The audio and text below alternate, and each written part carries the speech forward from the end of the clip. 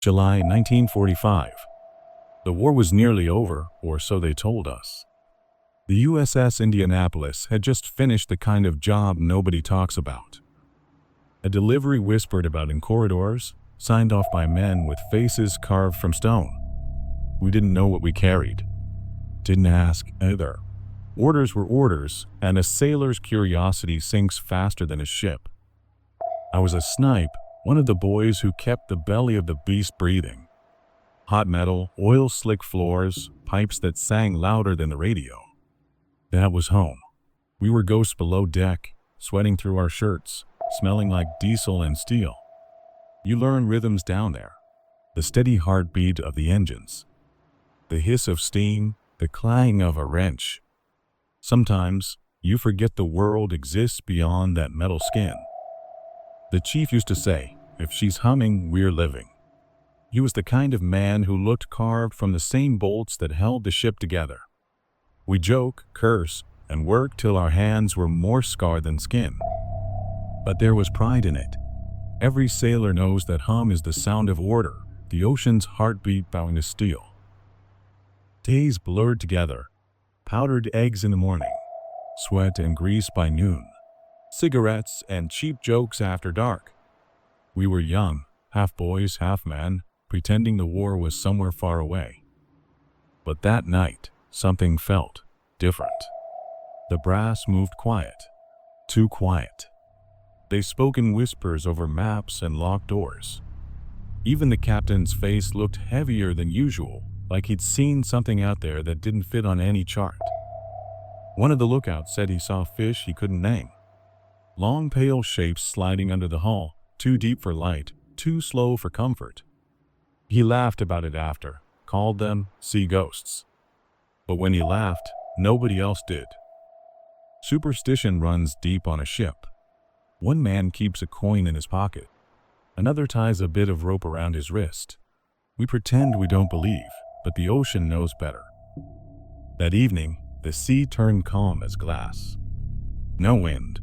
No gulls, just the slow hum of the ship cutting through a mirror. I stood on the fantail, smoke curling from my cigarette, watching the sunset burn itself out. Men laughed nearby, trading stories about girls, beer, and the things they'd do when they made it home. For a moment, everything felt normal. The sea soft, the air still, the engine steady. That's the trick the ocean plays. It lets you think you're safe. Lets you believe you're just another ship on just another night. But I swear, just before I turned in, I felt the deck shiver. Not from wind, not from waves. Like something far below had sighed, and the sea carried that breath up through the steel. We docked just long enough to take on supplies and stretch our legs. Hot air, salt thick enough to taste, and the kind of sun that feels like it's peeling your skin. Locals lined the pier, brown faces, tired eyes, selling fruit, knives, and cheap trinkets to anyone with coins. You could tell they'd seen ships like ours before, and men like us 100 times over. But that day, they watched us different. Not with curiosity, with worry. One old fisherman, hands like rope, eyes clouded by years of sea wind, grabbed my sleeve as I passed. He pointed out past the breakwater, then drew his hands in the air like a fin. Long. Too long. He said a word I didn't know. Low and breathy, like it carried salt. Then he made a little gesture, 2 fingers crossed, pressed against his heart. Superstition. Sailors everywhere speak that language. He tried to sell me something. A tooth, he said. Black as tar, smooth as glass, big enough to fill his palm. Said it came from the old one beneath the deep. I laughed, handed it back. Probably shark, I said.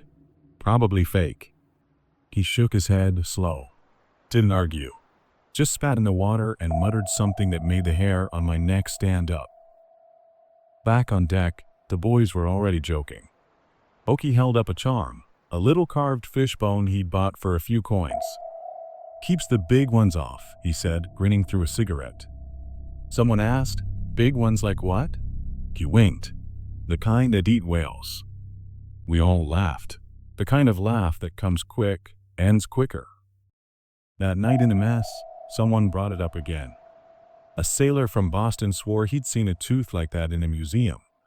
Bigger than his hand, black and polished like stone. Said it belonged to an ancient shark, one that ate whales. He said the name soft, Megalodon.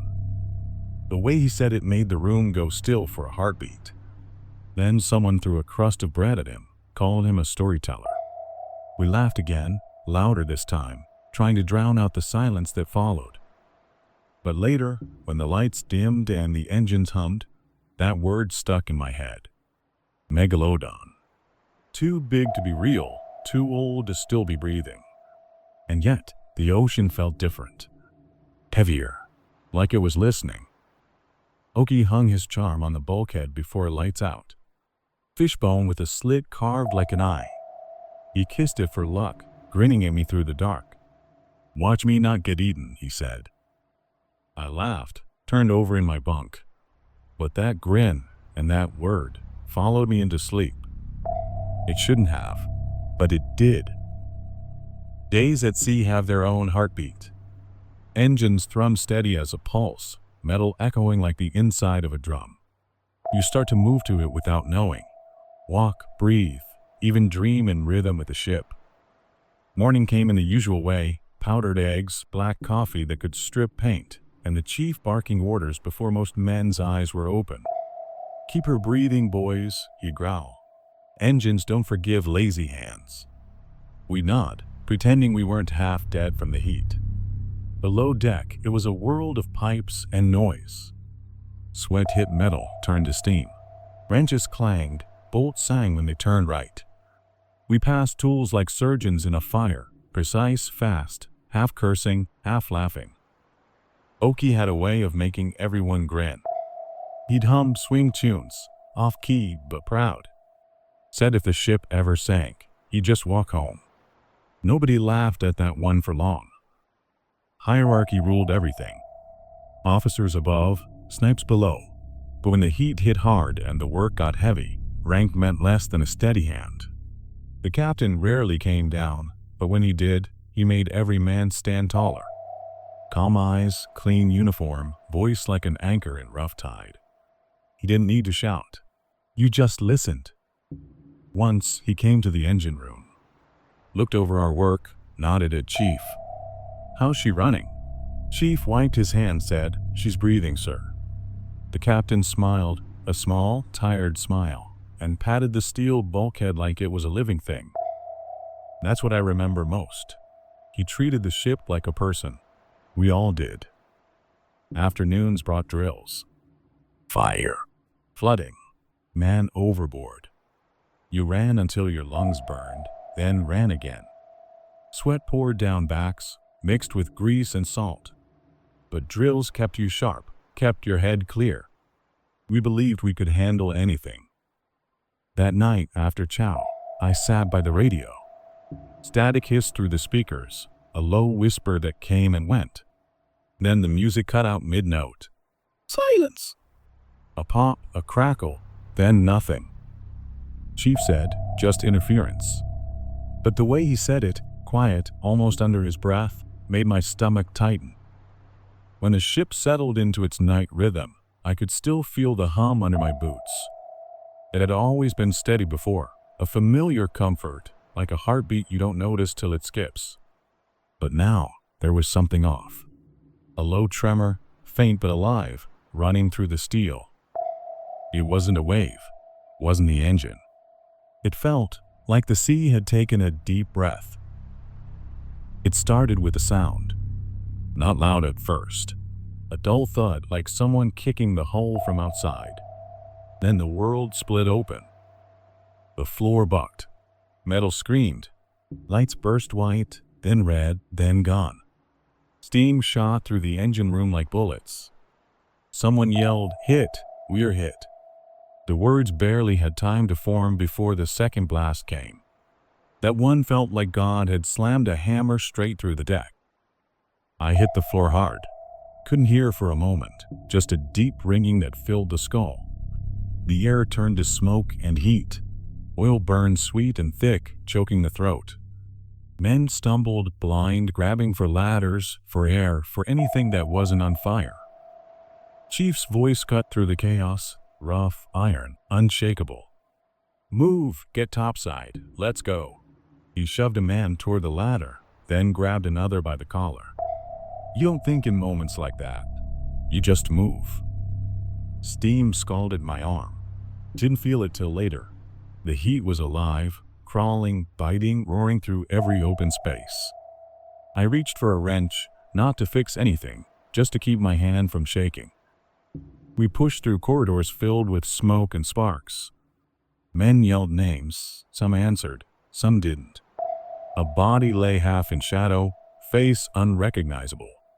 The air hissed like the ship was bleeding. When I reached the main deck, the night was chaos. Flames clawed up the sky. Men ran barefoot over steel too hot to touch. The water glowed orange from burning oil. And through it all, the sound of her dying, deep low, like the groan of a wounded giant. The captain stood near the bridge, eyes steady, coat torn. He didn't yell. He just spoke, calm as if giving warning orders. "Abandon ship." Those words hit harder than the torpedoes. They meant the end. Men threw life vests, grabbed whatever floated. Some jumped. Some prayed. Some just stood frozen, faces glowing orange in the firelight. Chief found me near the rail. "Go, son," he shouted. I hesitated, looking back once, at the only home I'd ever had. The deck tilted underfoot. Water rushed up through the vents. She was going fast. I climbed the rail, heard the engines die, that hum I'd lived by snuffed out in a heartbeat.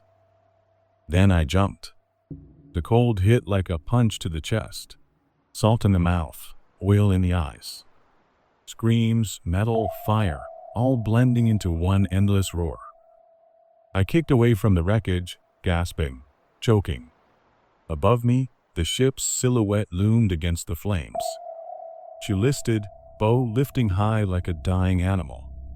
For a heartbeat, she seemed to hesitate, like she didn't want to go.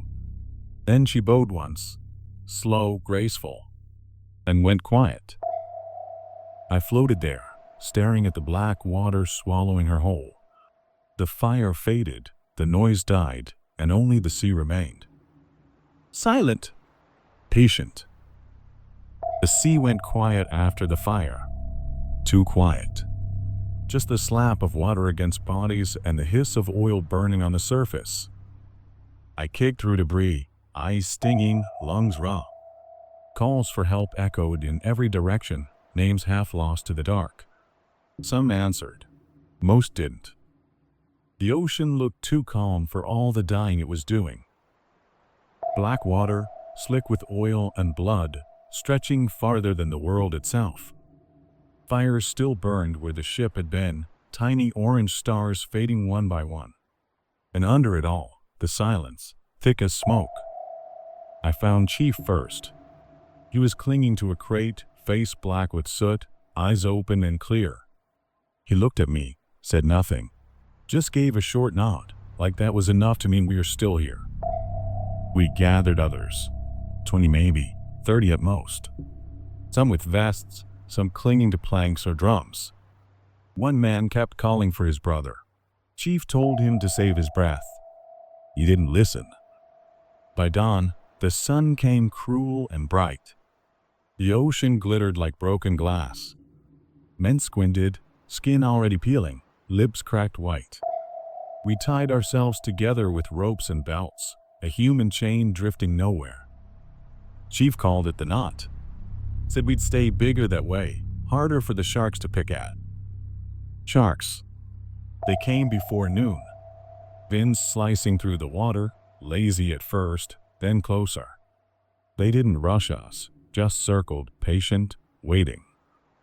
You could see their shapes under the surface, gray ghosts gliding beneath our feet. Every ripple felt like a touch. A man screamed. Then another.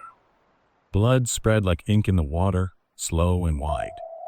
We kicked, shouted, pulled him back, but there was no pulling him back. The sea took him whole, quiet as a breath. Chief yelled, "Stay tight. Stay together." We did. Hands gripping straps, arms locked like roots in a storm. The knot held. For now. Hours passed like days. Heat cooked the skin, tongue swelled, eyes burned. A man begged for water, tried to drink the sea. Chief struck him, not out of anger, out of mercy. By nightfall, the stars looked close enough to grab. The water went still, black as tar. No waves, no wind, no sound but breathing. We prayed in whispers. Not to be saved, just to be left alone. Sometime past midnight, one man slipped loose from the line. No one saw him go.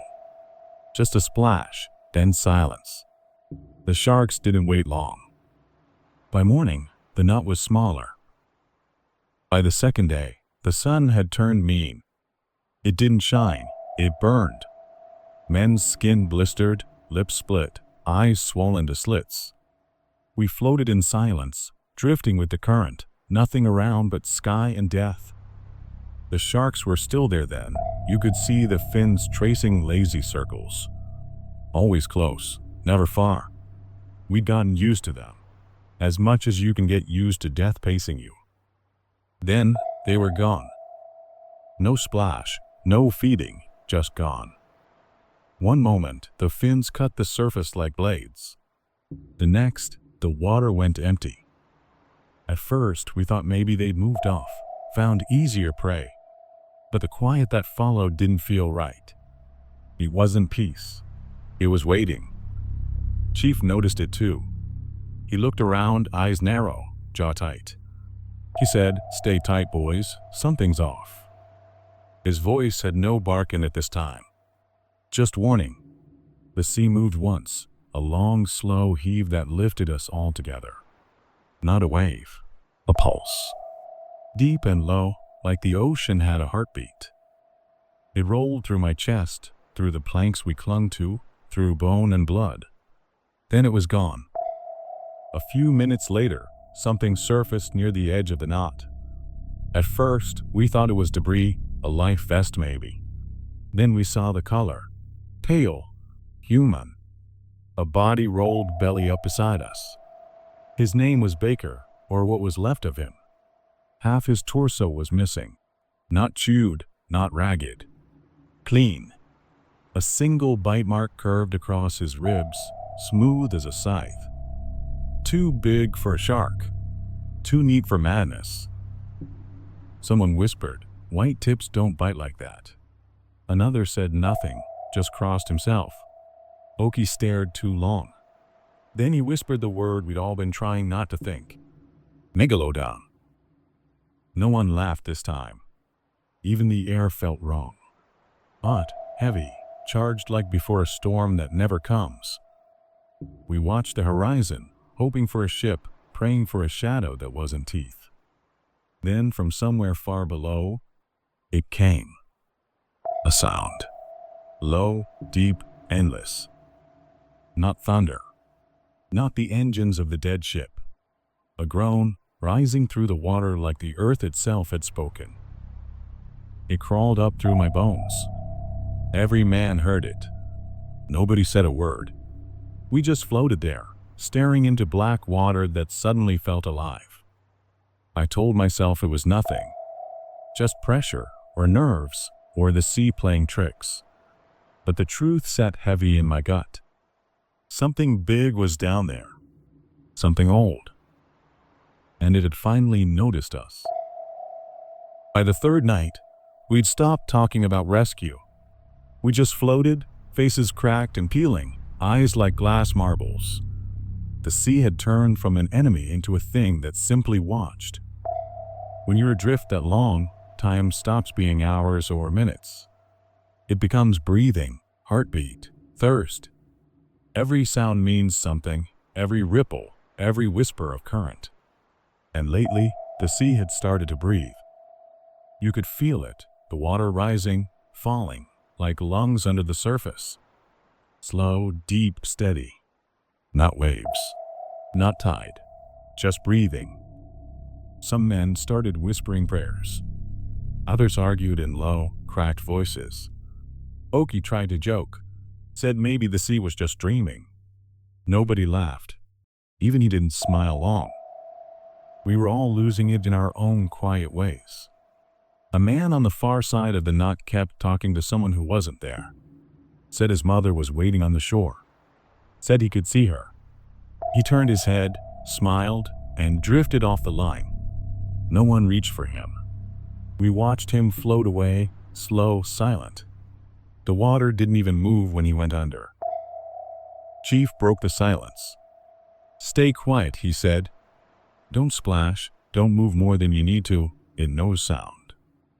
Nobody asked what it was. We all knew, but no one wanted to say it. At night, the water turned blacker than tar. Tiny blue sparks danced where our skin touched the surface, plankton glowing softly like ghosts. Sometimes, the light moved when we didn't, like something large was stirring beneath us. I remember one moment clear as breath. Oki whispered, "You hear that?" I listened. Nothing. Then, faint, far below, a sound like a sigh rolling through the deep. It wasn't wind. It wasn't current. It was the ocean exhaling. Chief looked up, eyes shining in the starlight. He didn't speak. Didn't have to. We all felt it. When dawn came, nobody celebrated. The light only made the horror visible. Burnt faces, swollen lips, floating bodies we no longer had strength to push away. We were ghosts waiting to die under a sky too blue for mercy. That night, the sea breathed again. "Slow," said he, almost gentle. And every man in the knot held his breath, afraid the ocean might be listening. The fourth night came without warning. No wind, no waves, just a flat sea and stars sharp enough to cut. We floated in our knot, half asleep, half dead, swaying with the rhythm of the dark. No one spoke. You don't speak anymore by the fourth night. You just exist. Then the water moved. Not from wind, not from current. A single slow shove from below lifted all of us at once. It was gentle, almost careful, like something massive brushing against us to see if we were real. Men gasped. Some prayed under their breath. Chief hissed, "Don't move." We froze. The sea went still again. For a moment, I thought maybe I'd imagined it. Then the light began. It started near our feet, faint blue sparks glowing in the water. Bioluminescence, we thought. Normal stuff. But it spread. Lighter. Brighter. Until the sea around us glowed like a ghostly lantern. That's when we saw it. Not all of it. Just the shape. A shadow sliding beneath the light, long, wide, moving slow as a mountain. It circled once. We could feel the current it made, tugging at our legs, twisting the knot. No fin, no splash, just weight. Weight big enough to move the ocean. "Jesus," someone whispered. Another said, "Don't." Superstition still mattered. You don't call a thing by name out here. The light rippled again, and the shape passed under me. For half a second, I could see its back, smooth, dark, scarred by white lines that looked like rivers in stone. It was bigger than the ship had been. Too big to belong in this world. A man on the edge of the group lost it. Started thrashing, screaming, kicking the water. Chief shouted, "Quiet, stay still." But it was too late. Something rose beneath him. No roar, no wave. Just a roll of water lifting him into the air, then gone. No spray, no sound. Just a dark circle where he'd been. Men clung tighter. One began to sob. Another muttered prayers that sounded like apologies. Oki whispered, "What kind of shark does that?" Nobody answered. The light dimmed slowly, fading into black until the sea swallowed its own glow. The only sound left was breathing, shallow, ragged, terrified. I closed my eyes and tried to remember what land felt like. Solid ground. Weight that didn't move beneath you. But the sea kept breathing, slow and deep. And down below, something moved. Something that moved like it had never been told no. By morning, the sea was quiet again. Too quiet. No birds, no wind, not even the slap of small waves. Just the heat, the stink of salt and rot, and the sound of men trying not to cry. We'd lost 2 more overnight. They slipped away sometime between the sighs of the sea. Maybe the thing below took them. Maybe they just let go. Either way, they were gone. By then, we knew it was still down there. You could feel it, a weight in the deep, patient, curious. Every few hours the water would tremble, just enough to remind us. We didn't talk about it anymore. Talking made it real. And real was unbearable. When the sun hit its peak, a man in the knot whispered, "We should feed it." His voice cracked, dry as rope. We stared at him. He nodded toward the bodies, the ones floating close, pale and bloated, eyes gone. Chief didn't answer. He just looked at the dead, jaw set tight. Then he said, "Push them off." So we did. One by one, we pushed the bodies out from the knot. Arms trembling, eyes averted. They drifted away, turning slow in the sunlight. For a while, nothing happened. Then the sea moved, gentle at first. A bulge under the water, a swirl. One body slipped under without sound. Then another. And another. No splashes, no froth, just gone. We didn't cheer. Didn't pray. We just watched, hollow and shaking. Oki whispered, "It's eating the dead first." Chief shook his head. "No," he said, "it's watching." That night, a man started to pray aloud. Not whisper, loud, broken, desperate. "Lord, deliver us." He never finished. The water beneath him surged once, then folded over. He vanished mid-word. The sound cut off clean, like a radio going dead. Men held their breath. I could hear heartbeats louder than the waves. No one dared move. Even the air felt afraid. Chief leaned in close. Voice rough, low, steady. "It's not hungry," he said. "It wants us scared." Nobody argued. Because in that moment, every man in the water understood. The thing below wasn't feeding. It was playing. And the ocean had all night to play. By the 5th night, the sea had stopped pretending to care. No wind, no clouds, just heat by day, cold by night, and the sound of men unraveling. We weren't sailors anymore. We were meat that hadn't sunk yet. The knot had shrunk, maybe a dozen left. Faces cracked, eyes wild, salt burns that never stopped stinging. Oki started laughing before the sun went down. Not funny laughter. The kind that sounds like someone choking on the truth. He slapped the water, yelling at the deep. "Come on then, you want me? You big son of a, come and get me." Chief grabbed him by the vest, pulled him close. "Shut your damn mouth." But Oki just grinned, teeth cracked, eyes bright with fever. He looked almost happy. Then Chief did it. He shoved him away. Not hard, just enough to break the knot. Oki floated out, still laughing. He waved once, mock salute, and the dark took him. No scream, no splash, just the glow of plankton flaring where he vanished. Nobody spoke. Chief's face was stone. Some men stared at him like they wanted to kill him. Others gripped him tighter, because he was still the only thing that felt solid. Then the water moved again. A long, low shove beneath us. The whole knot lifted and dropped like the sea was breathing slow. Someone whispered, "It's under us." Chief said nothing. He didn't have to. We all felt it, that vast body rolling somewhere below, testing the water, testing us. The sea bumped again, harder this time. A man slipped loose, screaming, kicking. Hands reached, missed. Then silence. That was how it hunted. No frenzy, no rush. Just patience. By dawn, we were shadows of men. One muttered to himself, eyes rolled white. Another tried to swim away, arms flailing weakly, whispering names that weren't ours. The sea swallowed him too.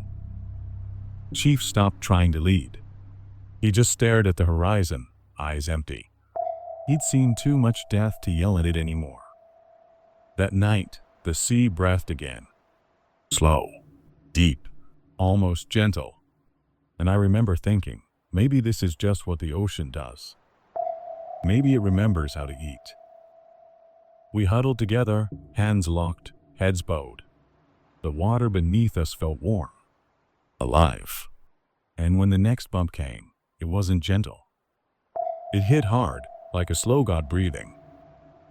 The sea moved, men screamed, and silence swallowed it all again. The night came silver and still. The moon hung low, fat and pale, painting the water in glass and ghosts. We drifted, what was left of us. Maybe 6, maybe 5. Hard to tell who was breathing and who had forgotten how. The sea felt wrong again. Still as before, but heavy, like it was waiting for something to break. Chief's voice was a rasp. "Stay close," he said. We didn't answer. There was nothing left to say. The water began to rise, smooth, slow, a silent lift that carried us upward like a hand. Then it sank again. No wave, no sound, just the feeling of something enormous passing beneath. I felt it before I saw it. Pressure, like the air itself was holding its breath. The plankton started to glow again, pale blue light swirling like smoke in the water. And then it rose. A shadow first, then shape. A ridge breaking the surface, black and slick, wider than a deck house. A back like a moving island. Water cascaded off it in sheets, glowing blue as it fell. The thing breathed, and the ocean seemed to breathe with it. Someone whispered, "Dear God." Then it turned. That's when I saw the head. Massive, angular, eyes like black glass. And the mouth, when it opened, the moonlight caught the teeth. Teeth like ivory doors.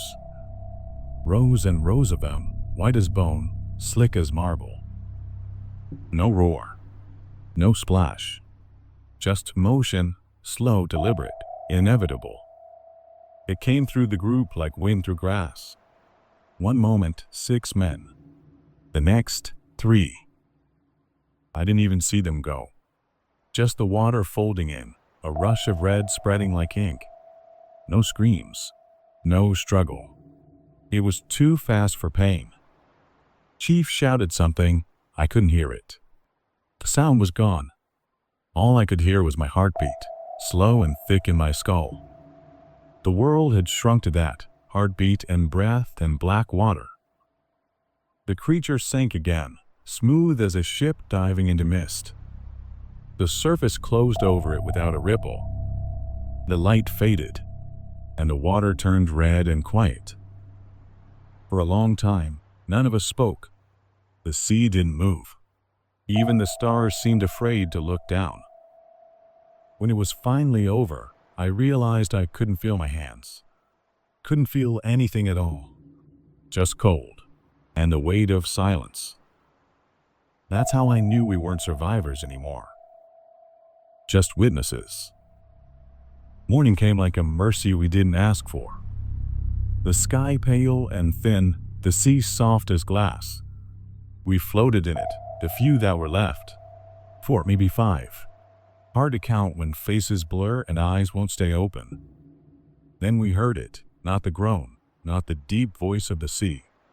A hum. High, distant, mechanical.